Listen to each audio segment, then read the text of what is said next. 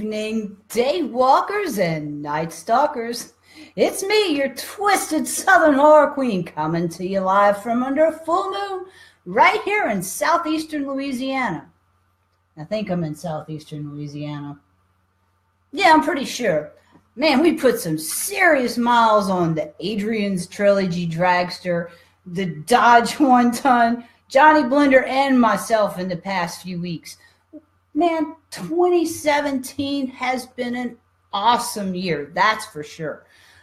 We kicked it off with Southern Geek Fest and Rafe White in Hattiesburg, Mississippi this year. After that, we made it around to Tupelo, to the HorrorCon of Mississippi.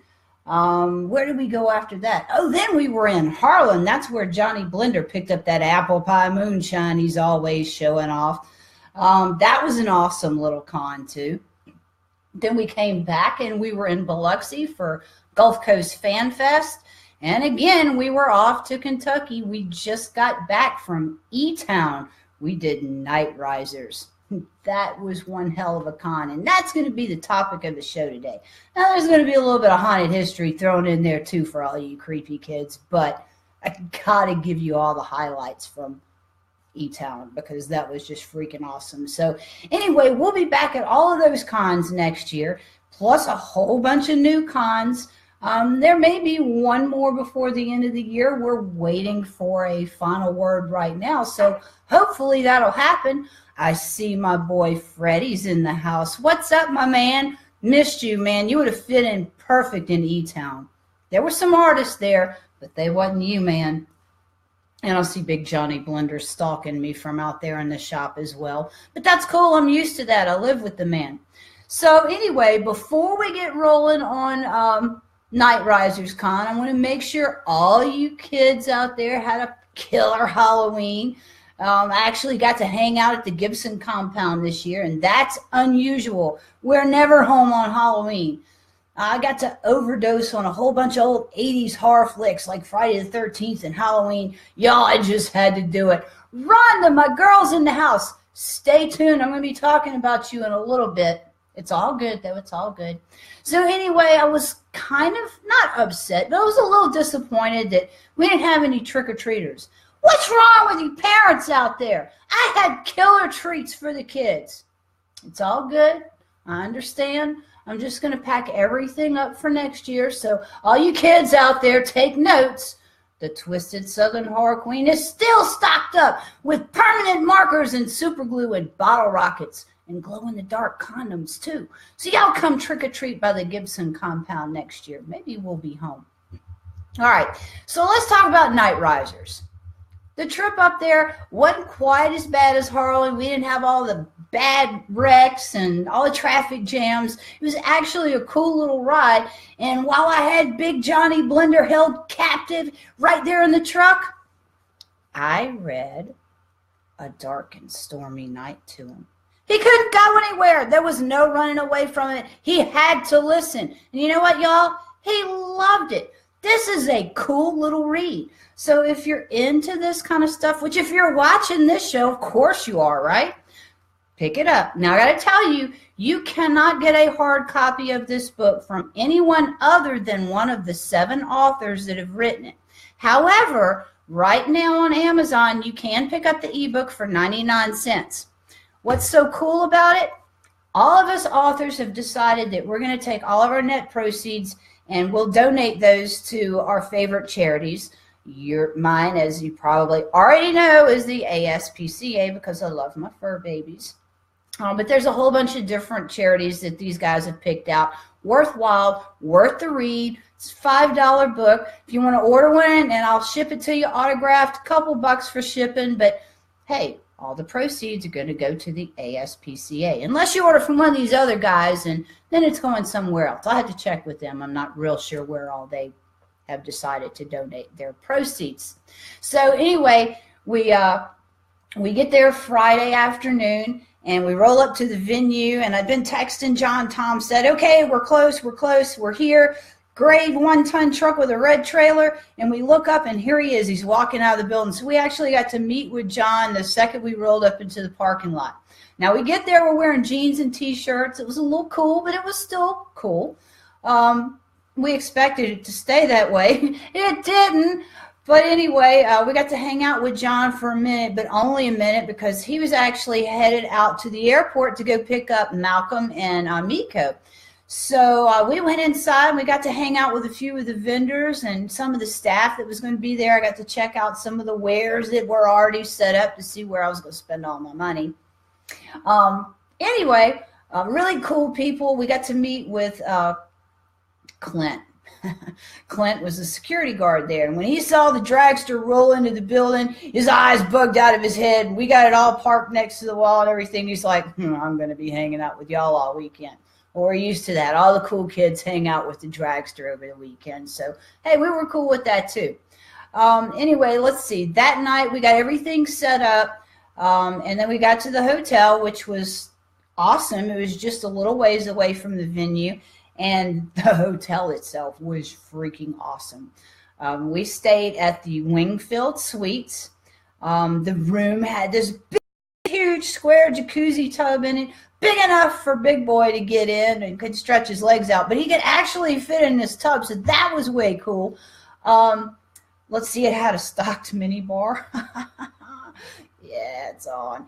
And then our view. The view was fantastic. You know, sometimes you open and you get the skyline and the horizon and all the other stuff. That's not what we had. The Wingfield has a inside heated pool, and with like an arboretum all around it. It was absolutely breathtaking. So we opened our curtains up, and that's what we saw. It was beautiful. I didn't catch anybody getting their freak on that night. I was kind of bummed out about that, because I was sure I would have busted them. I would have taken pictures too. I'm great at blackmail. Let's see. Let me catch up with what's going on over here. Oh, John said, here it comes. Yeah, it's coming. Rhonda's going to keep you in line now. And I see my cousin Jackie Burns is in the house. Hey, my girl. And Brittany. Still not even going to try to say that last name. You're crazy, girl, but I love you. Hope everything's going well. We should run into each other sometime soon. We live here in the same town, for God's sakes. Anyway, so we got back to the hotel. Big Johnny Blender went to go smoke a cigar while I unpacked and took care of our clothes. We had to iron a couple things because John was taking us out to dinner that night with the rest of the celebrities. So we were excited about that. I was a little apprehensive, but it was all good. We met up in the lobby and followed everybody to Colton Steakhouse, which is just a little ways out of E-Town. Fantastic food. So I got to tell you guys about this. This was really cool. So all of us deviants walk into Colton's at the same time. And when we get in the front area, in the kind of front area where the kind of waiting space is, there's a big poster from the event on the wall with all of our pictures on it. So we're all going, yeah, that's really cool. And we walk inside, and it's Friday night. It's like 7 or 8 o'clock. It's late. So the place is freaking packed, right? Well, as we're walking into the dining room, everything went dead silent. Even the screaming kids stopped screaming, and everybody was staring at us. You could tell they were picking us out and naming us from the poster on the wall. That was really cool. Hey, Beth. Hey, Ronnie and Lori Owens. Hope everything's going good with you guys. So we sit down, or they get this big, huge table lined up for us because we're a pretty big group. And I'm looking around. I'm going, I know Sal Lazard and his wife, and you know, we're tight. That's cool. And I know Tim Shockey, that's my boy over there, so this is all right. But otherwise, I knew no one else at this table. We briefly met with John. I talked to him for maybe 5 minutes.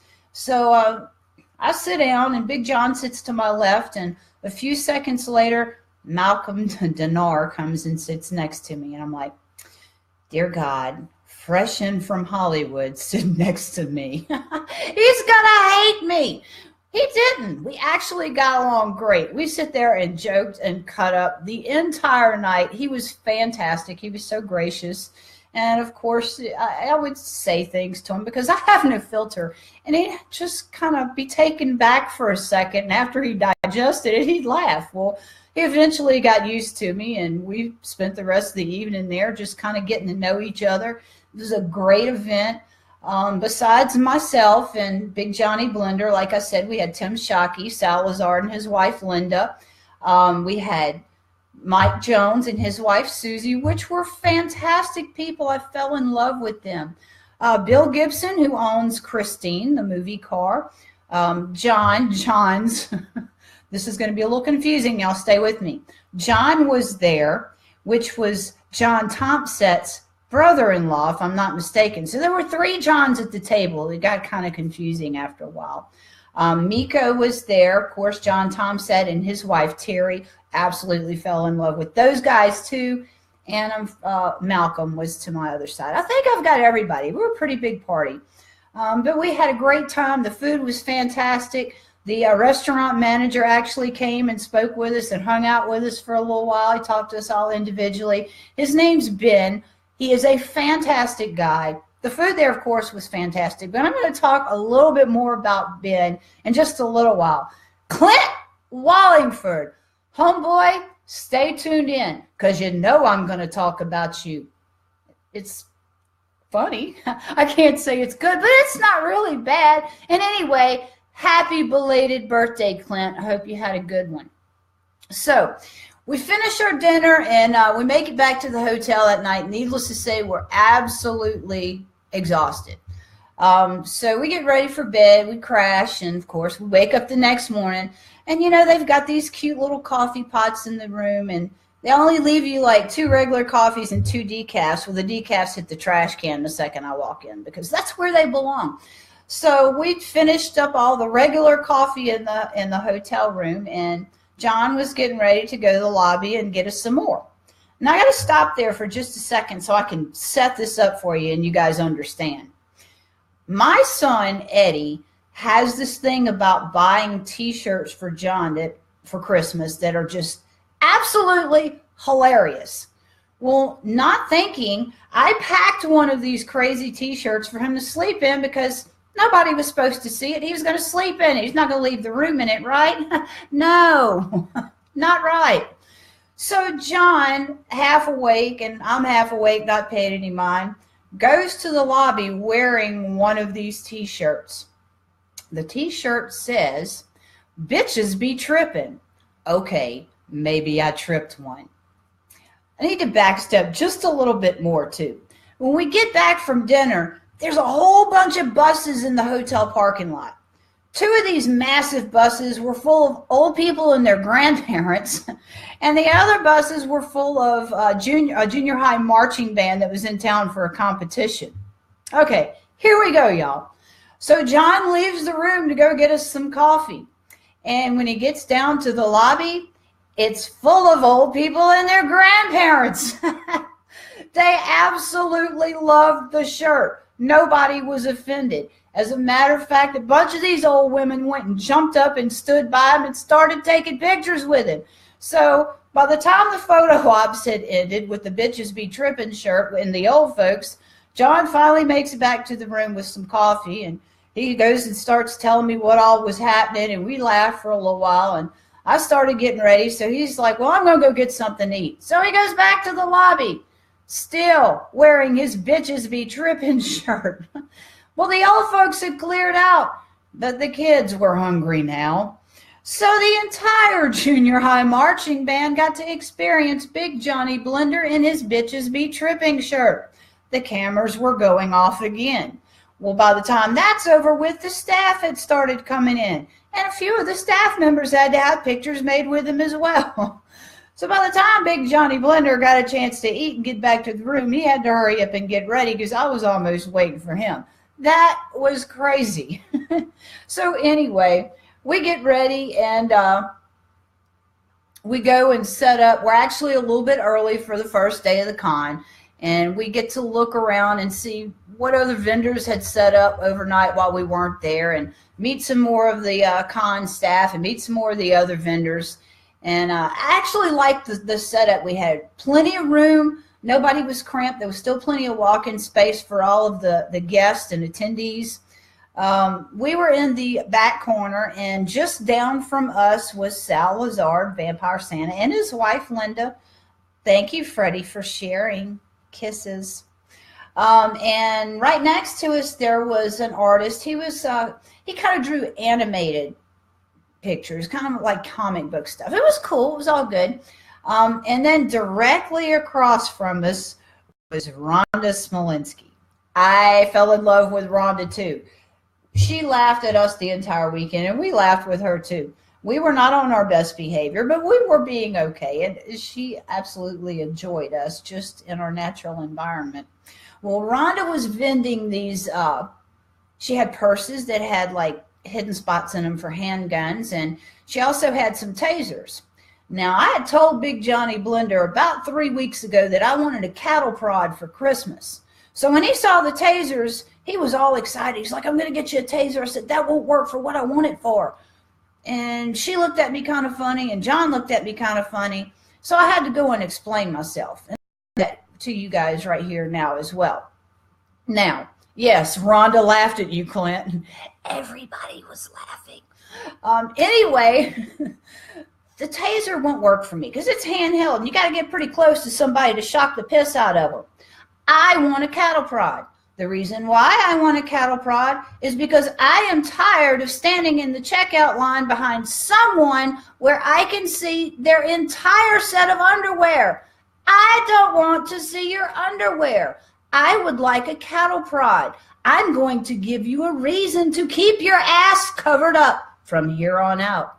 So Big Johnny is searching for a cattle prod for me because I really don't want to get that close to a stranger's ass.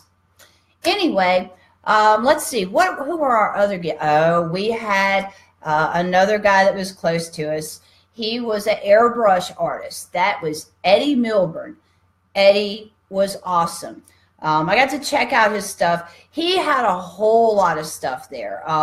He had helmets and T-shirts and baseball hats, and he had, he had a hood and a tailgate. I mean, all kind of stuff. It was all really cool.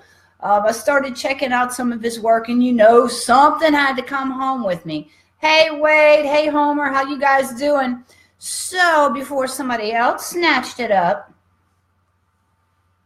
this will be hanging in the girl cave sometime very soon. I haven't had time to get it up yet, Eddie, but that will happen probably sometime this week. But check that out. How badass is that? I think what I'm going to do is the next time I order a pair of high-heeled tennis shoes, I'm going to have these shipped over to Eddie and let him airbrush something on the side of them. I think that would look really cute on a pair of tennis shoes. But you guys check him out. I actually have his link on the Southern Horror Queen Facebook page. Crazy Thing Art. Got all kind of mad stuff. That is badass, right? Hey, Susan, I was just talking about you, honey. Absolutely love you. And Mike, I miss y'all already.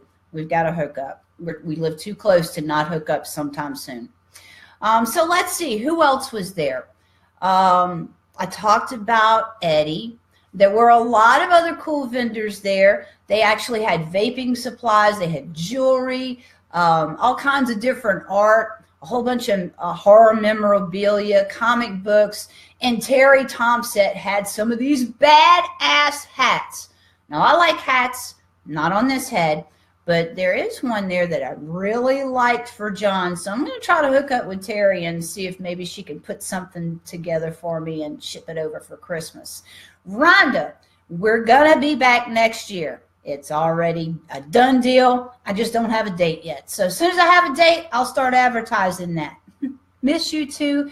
Need to make plans to come over. Actually, my stepdaughter and her husband and 2 kids will be over here real soon. They live over there in Molino, real close to where you guys are. Let's see. Oh, then there was Pauline Potts. Loved her. She was really cool. She has one of those cool looking slingshots, and she drove it over there and had it set up on the showroom floor so everybody could kind of check it out and crawl all over it. That was way cool. And John absolutely loved her, especially in that Kate Beckinsale spandex jumpsuit. I'm positive he had dreams about you that night, girl. But you were rocking that shit. You looked awesome. You deserve those Johnny Blender dreams.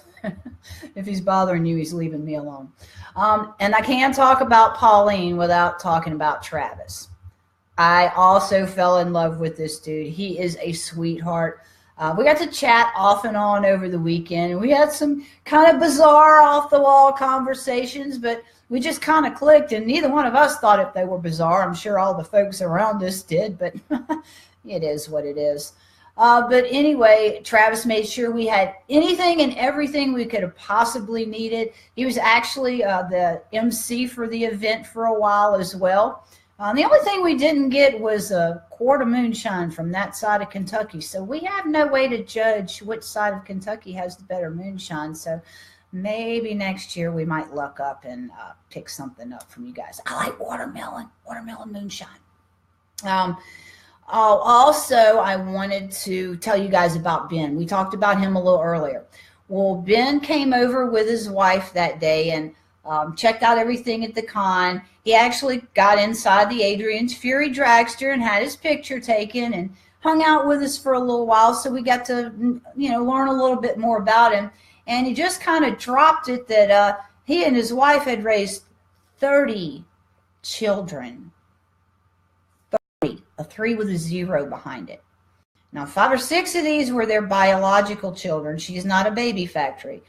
They were actually, are still actually in the process of adopting a little boy from the Ukraine. Now, I got to tell you guys, that's my nightmare. But these people and other people like them are commendable. I could not do it. I would not even attempt to do it. There would be children hanging across the front fence row of the Gibson compound because no. But thank God we have people like Ben and his wife to take these kids in and give them a good home and love them and show them the way a family is supposed to be so they can go out and go through life and prosper. So that was awesome. Johnny Blenders reminded me to talk about Aaron Hart Magic. That was a magician. He did a couple of shows throughout the event. I think he did 1 show the first day and 2 shows the last day. But he was crazy. He was so funny. I was kind of wishing that we had videoed one of his routines because he certainly kept us entertained. Lynn, I'm going to go there. Y'all just hang on. I'm not going to blow it for everybody else. It's coming up. Anyway, so after we sit there and talked about all their kids, and they actually have a grandchild now, brand new grandchild from one of the first children that they raised. The wife picked up one of my books. She actually is going to read that. And they invited us back for dinner that night. So, of course, we were going back to Colton's because that was some awesome grub. Also, I want to show you guys my Night Risers t-shirt. Pretty slick, huh? Yes, I'll be wearing that to Walmart soon. I don't think they like me at Walmart either, but that's okay. They just really need to get over it. So let's see what else we got going on. So during the day, I got to hang out with Malcolm a little bit more. Malcolm came over and chilled with us by the dragster for a while. He actually got in it, took a couple pictures, and he was kind of getting used to me a little bit. Maybe. I think I was entertaining him. But anyway, Sal and Tim and Bill and Miko, they all came over and hung out with the dragster, and a lot of people came and checked out my books. There's actually a whole lot of folks in Kentucky reading my work right now. That's some scary shit right there. But apparently they're reading my books in St. Louis, Missouri as well. I had a set of twins walk up, rather handsome young men, probably in their late 20s. So I introduced myself and started telling them about my books, and they said, "We know exactly who you are. We watch your show. We've read all your books. We're waiting for your next one to come out." That really floored me. Oh, Susan's reading one. Now, which one you reading, Susan? You reading the smutty one or are you reading the other ones? And now everybody's going to know which one is the smutty one. But anyway, good-looking set of twins. Really made my day to hear that I had fans in Missouri, because that's not really a place that I've been yet. So that's way cool. I guess the internet and the show has gone there for me. But later on that day, I actually had my first solo panel. Yeah, somebody handed the Twisted Southern Horror Queen a live mic. The party started then. Anyway, at the end of the spiel, I did a audience Q&A, and it actually worked out kind of cool. I did a pretty good job, but apparently in E-Town's opinion, I was only mediocre because I only had one person walk away when I started talking about Wicked Truth. I'm used to offending a minimum of 2 folks when I speak publicly, so I'll try harder next time, E-Town. Dark and Stormy. It's pretty cool, isn't it? Once you kind of grasp what's going on, let me know what you think when you're finished. And no damn video. I'm getting there. I'm getting there, girl. Don't think I'm gonna let this one slide by. So, if you were at Night Risers Con and you just happen to have videoed my solo panel out on the floor, or if you just happen to have shot a couple of pictures, I'd really like to have a copy of those or some links sent to me, because Big Johnny Blender was in the back running his mouth with Clint about the dragster, and he forgot to video my panel. Not one single picture.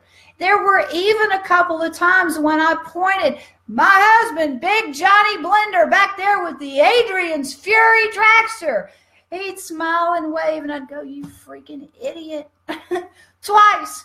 So no video, no pictures. So if you happen to have something, please shoot those over to me. I'd absolutely love to have evidence, Johnny Blender, that I did that. Anyway, later that day, I got to speak on the celebrity panel too. Now, that was a blast. We also had a Q&A segment with that, where the audience got to ask questions too. But one of us asked what we'd like to do in our spare time.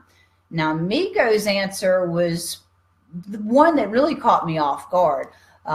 Miko has built like a mini brewery in his basement. So that's a really cool thing to do with your spare time if you're going to sit there and brew beer. Kudos. Hey, Bailey, how you doing, sweetheart? You see I sent your book with Big Steve, huh? Okay. He better not have forgotten it in the car. You better get up his rear end. Oh, bad John. Yeah, it's never going to go away. But anyway, one of the next questions was, what's your favorite horror flick? Well, of course, because Christine was there and it was a Stephen King kind of event, a lot of Stephen King movies popped up, but that's because Stephen King movies are fantastic. But it was Bill Gibson, I think, that actually called out my all-time favorite horror flick, which is The Exorcist, the original from 1973, William Peter Blatty. Badass film. I don't care how old it is still one of the best horror flicks on the planet. Everybody else called some pretty typical film titles out, but when it comes to Malcolm's turn, Malcolm busts out with Beetlejuice. Now, I dig Beetlejuice. It is one of my favorite all-time flicks, but I hardly classify that as horror. Well, y'all know I don't have a filter, so it immediately just spilled out of my mouth. Are you serious right now? We're at a horror con. Beetlejuice is not horror. So he starts describing some of the scenes in Beetlejuice that he thought was scary. I, of course, leaned over and whispered in his ear, "Pussy." I think he was mildly offended for just a flash of a moment, and then he laughed, and he said, "Well, I like Insidious too." So I left him off the hook with that. I had to let him go. That was pretty cool. I couldn't be too hard on him. I was just breaking him in. Anyway, we also had a lady in the audience ask that since I was into ghosts and everything, if I was going to spend any time at Waverly Hills while we were there in the area. We have been running like madmen for the entire month of October. It absolutely eluded my mind that I was going to be near Waverly Hills. So I told her to hook up with me on Facebook, and I would come in town a day early next year and definitely spend a little time around Waverly Hills. Now, for you guys that don't know anything about Waverly Hills, stay tuned in, and a little bit later on, I'm going to give you the rundown on it. After that, the floor actually got really busy, and there were tons of asses climbing in and out of the dragster for photo ops, and a whole bunch of my books were flying out the door too. And well, before we knew it, it was time to close the event hall down. Now, Bill and Miko and Malcolm had were all obligated to go with John to a private filming or private viewing rather of Christine for the or with the VIP ticket holders. So that was really cool. But all of the other guys had been invited back to Colston Steakhouse, and that's where the food was, and we were starving. So we all went to Colton's again for dinner that night. It was kind of a replay of the night before. We walked in the door and everybody's staring at us because I'm still in full garb. Santa is still Vampire Santa. We were all in costume, and everybody stops eating and starts staring at the crazy people walking toward the back with the restaurant manager. Well, he had us in this back room, segregated from the rest of the public, but in this back room, all across the wall, was some of the most fantastic food I have ever eaten. And he had these huge slabs of brownies and chocolate chip cookies, and oh my God, everything was awesome. The staff was fantastic. We had a few of them run in, and of course they had to have their photo ops, and that was really cool. We get to spend time with people all over the place, not just at the event, so that was enjoyable. Where you want to go with us all? You want to go to Colston's, huh, Rhonda? I know that's where you want to go. You're closer than I am now. Good food. And tell Ben I said hey the next time you're in there.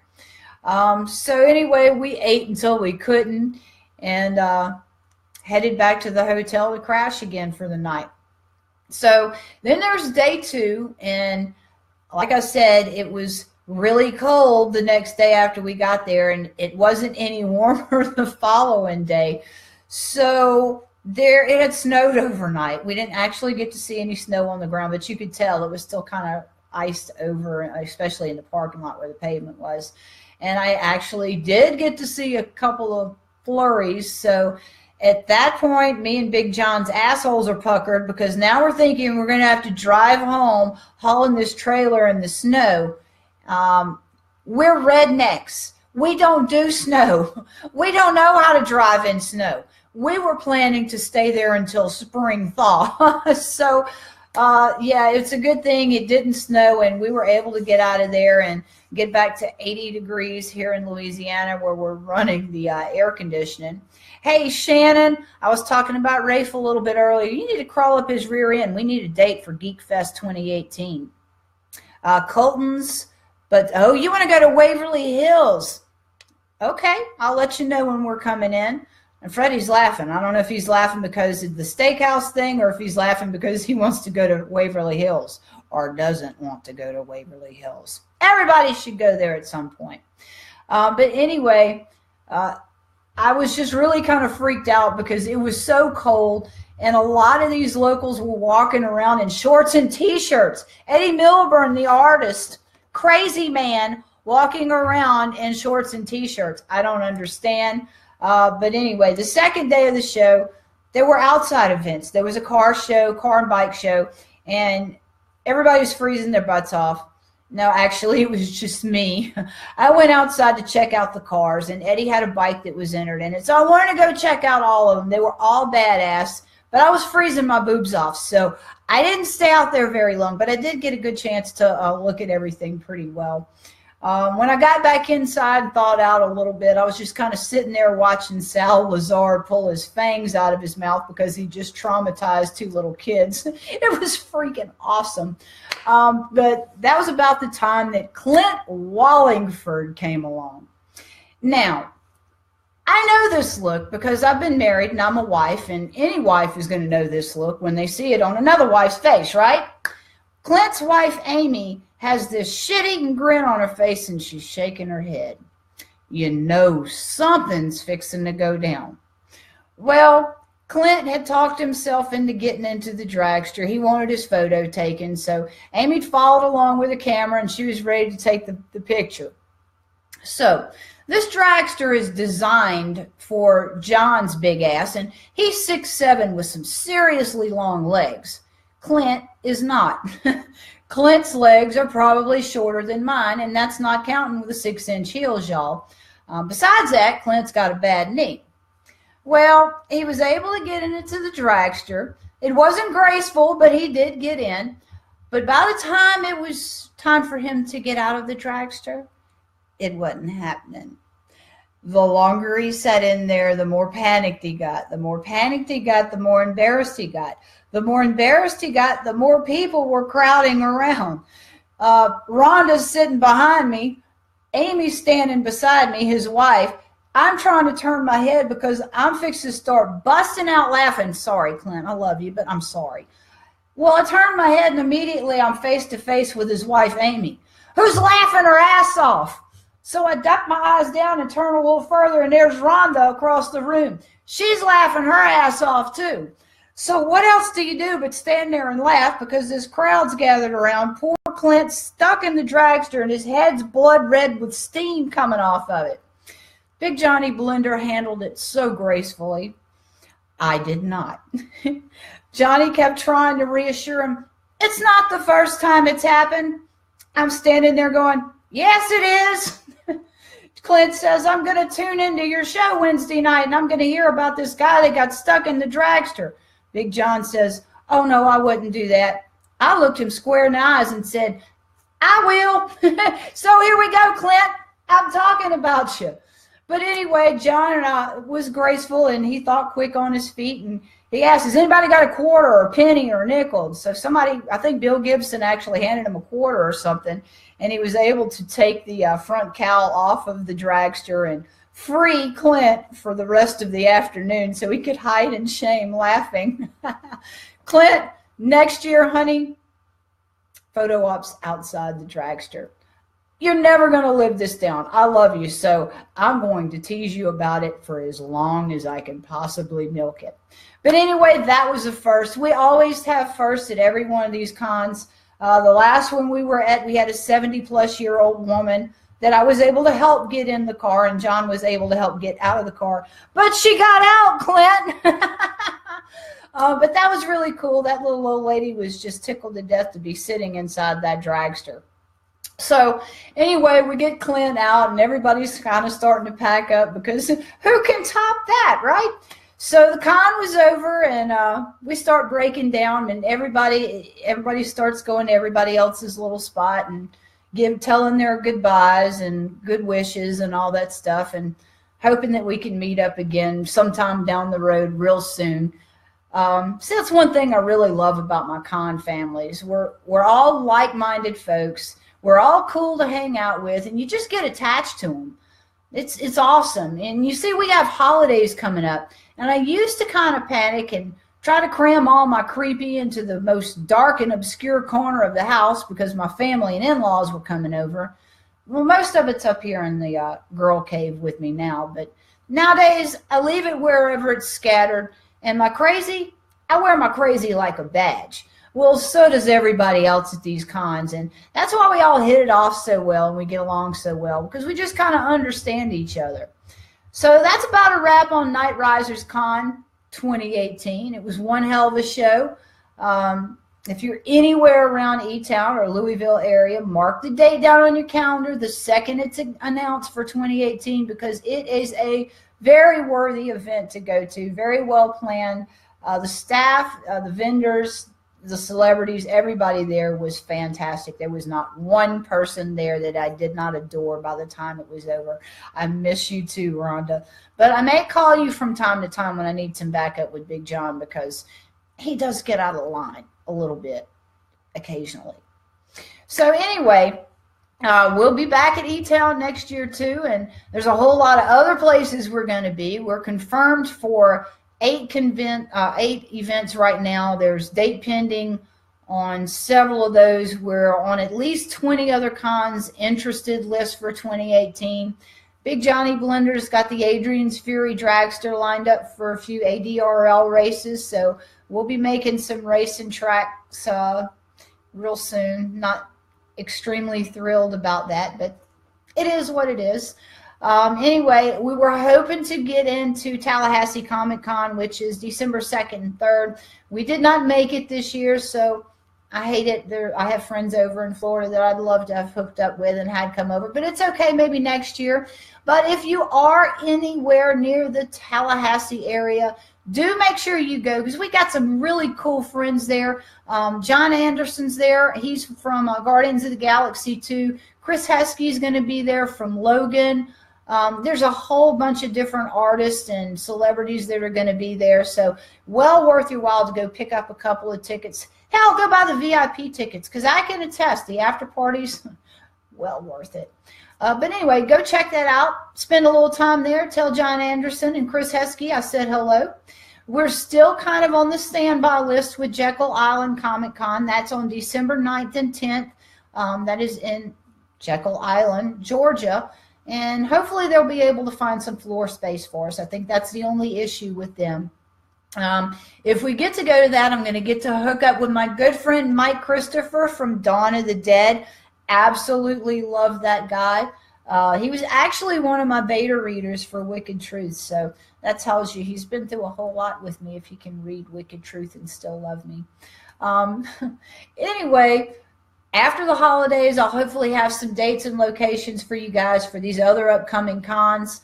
I am a person of interest at HauntCon in Baton Rouge, but that's a little bit different than the regular horror cons. This is actually an event that is thrown for other organizers to help them have more successful events with what they're planning. So we're kind of an odd fit. We're negotiating back and forth and trying to figure out if we can make that work. And if that's going to work, I will actually be doing a 1-hour lecture at HauntCon in Baton Rouge in January. That's going to be very interesting. Freddie, that would have been good. I have a brother that lives in Tallahassee. Yeah, we were hoping, we were waiting, but it just didn't work out this year. But we don't buck things like that because things always happen for a reason. We just weren't supposed to be there this year. We're supposed to be somewhere else, even if that's at home. That's cool. All right, so we're finally to the point in the show where I tell you guys to kick out the kids, dim the lights, lock the door, and grab a tasty adult beverage, because it's time to get you scary on. As I promised, we're going to talk a little bit about Waverly Hills. Now, I didn't get to go over my notes real well, and I've explained to you guys that I've left a whole lot of brain cells back in the late 80s and early 90s, so I don't even try to remember these stories by heart. So bear with me. I'm going to get through this, but by the end of it, you're going to have a clear vision of what goes on at Waverly Hills. All right, so during the late 1800s through the early 1900s, the White Death Plague, otherwise known as tuberculosis, was ravaging this country. White Death was a terrifyingly, highly contagious, and basically incurable illness. This evil plague wiped out entire families, and in some cases, the whole damn town. So in 1910, they built this hospital specifically for treating folks that had been infected with this deadly plague. Well, sick folks start piling in droves. Sometimes an entire family would show up. So you may have guessed by now, this sucker got overcrowded quick, fast, and in a hurry. So in 1924, another way larger hospital was built. And 2 years later, this new institution was functioning as the Waverly Hills Sanatorium. Now, White Death was still incurable, so the thousands of patients that were treated there all died there. But some of these poor bastards weren't lucky enough to drop dead before they were subjected to all kinds of crazy experimental surgeries. You see, these doctors knew that once these patients were admitted, they were going to die there. It was just a matter of time. So they were kind of like guinea pigs, and as they tried to experiment and find surgeries and ways to cure this disease, these poor bastards were being cut on and having all kinds of crazy stuff done to them. And a lot of them actually didn't even survive the surgeries. But the ones that did died some brutally painful deaths. Because at this time, there was no known drug to treat the illness with, doctors thought that the best remedy was fresh air and sunlight. The patients got healthy doses every day, no matter what the weather or the temperature was.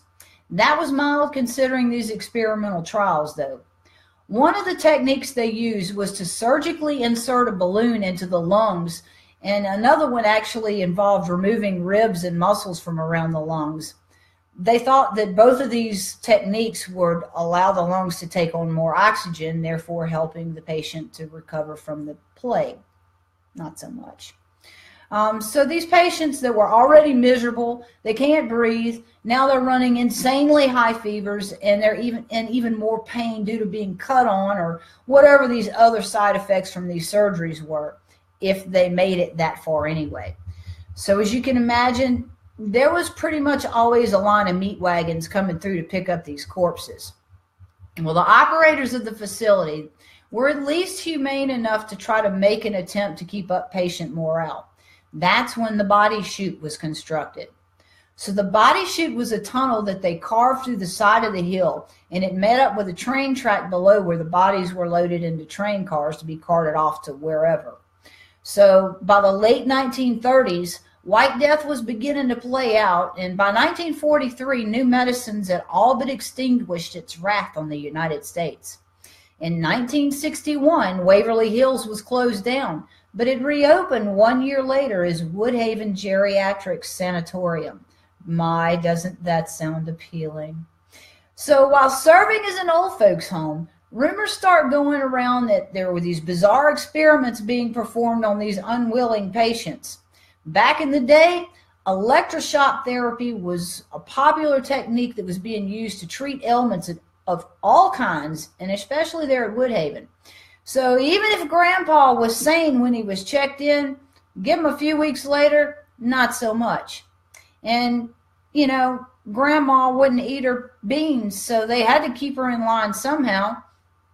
They shocked the piss out of her, so a week later, she's batshit crazy too. But obviously there was some defect there because everybody has to eat their beans, right? I kind of get it. I live with Big John, and there are times when a jolt of raw electricity could be helpful, but old people? Really? Anyway, as if all of that wasn't bad enough, through the 60s and 70s, massive budget cuts had taken hold.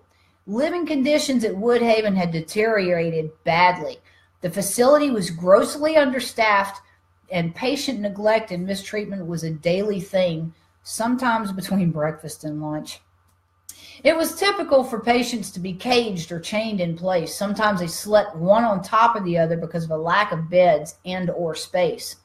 In 1982, the state finally decided to get involved, and they start this investigation. Woodhaven Geriatrics was shut down immediately.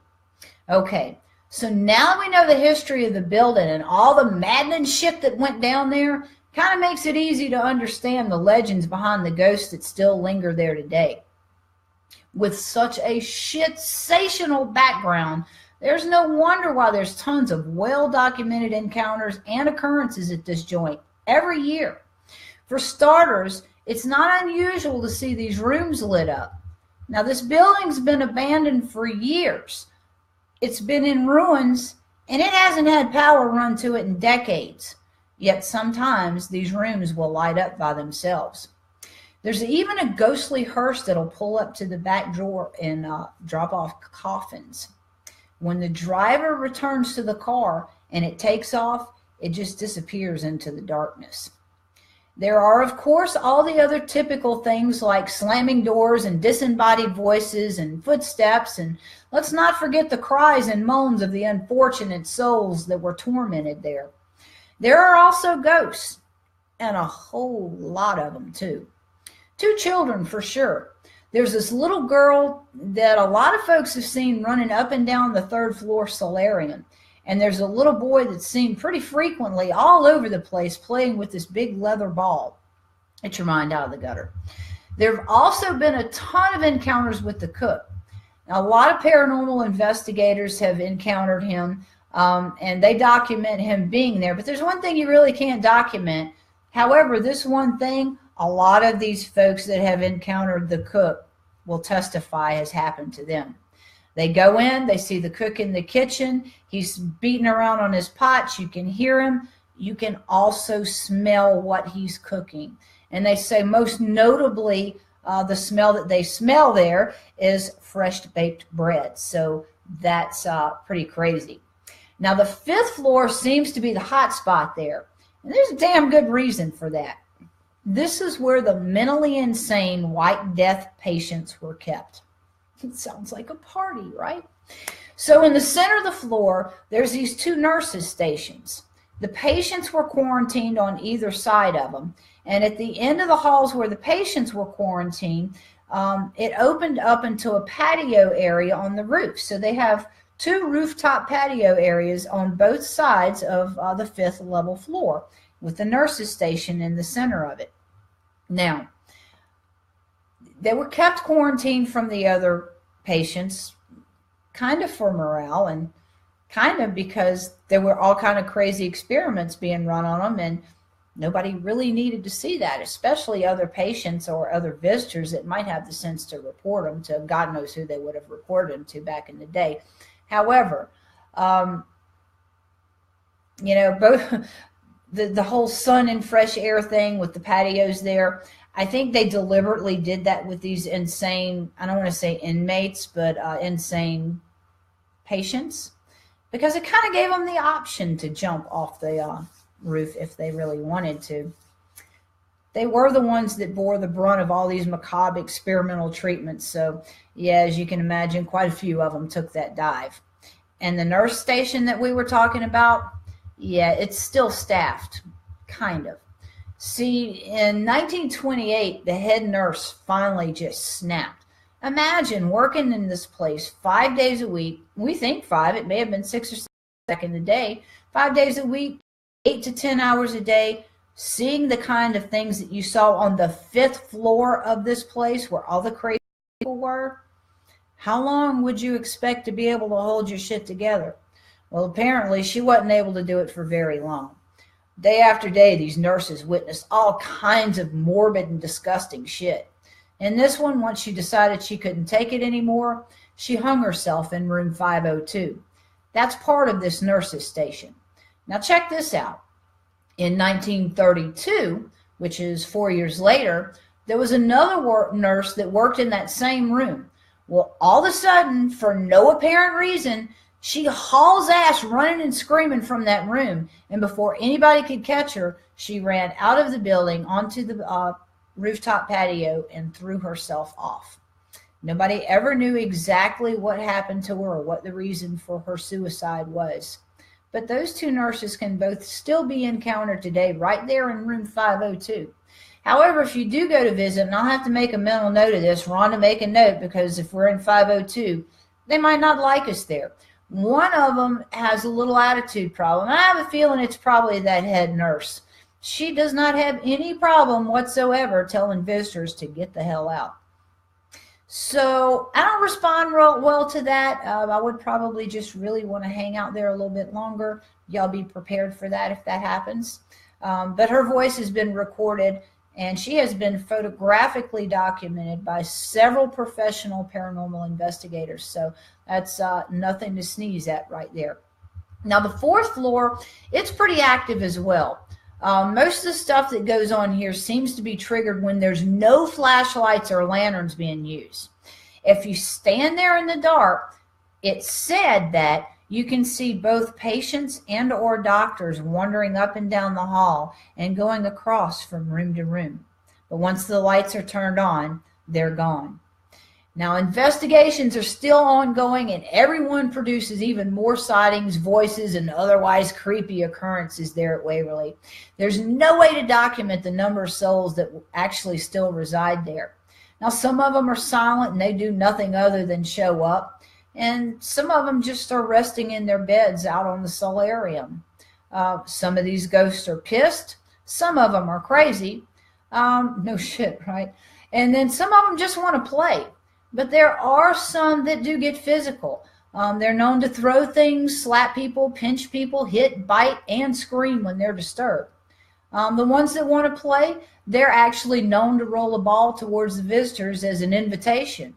Some of them won't help, like the woman that's frequently seen running from the front steps, sobbing while blood gushes from her slit wrists. Now, besides the inside of the sanatorium, there's still this whole body shoot thing to talk about. Imagine how many tormented souls walked alongside their bodies while they're being taken out to the train and loaded up as like produce from some morbid harvest. Along with those souls are at least 2 others that are sometimes seen pushing their ghostly cart full of corpses down the tunnel to be loaded onto the dead trains. So, Yeah, there's a ghost or two still hanging out at Waverly Hills today. If you got the balls to check out this wicked haunted joint for yourself, I believe there actually are tours there. So maybe something for you to check out. Susan wants to go to Waverly too. We may just have to roll into town a couple of days early and do the girl thing and let the guys just come in later. And we'll go to Colston's and have a steak before they come in town. That would be awesome. So that's about a wrap on Night Risers Con and Waverly Hills and E-Town, Kentucky, and all my new friends out there. Miss you guys already. I hope y'all enjoyed the show. Make sure you tune in next week. I'm sure it'll be interesting, but I have no idea what the show is going to be about yet. If you guys have anything that you would like for me to look into, any ghostly legends you've heard about and want somebody to do some research, hey, that's what I do. Shoot me a message. I'd love to check them out. Maybe they'll come up on an upcoming show. All right, folks, it's been great here with you guys tonight. I've enjoyed playing with y'all, but it's time to go. So until I get to see you guys again, y'all keep it creepy. You know I will.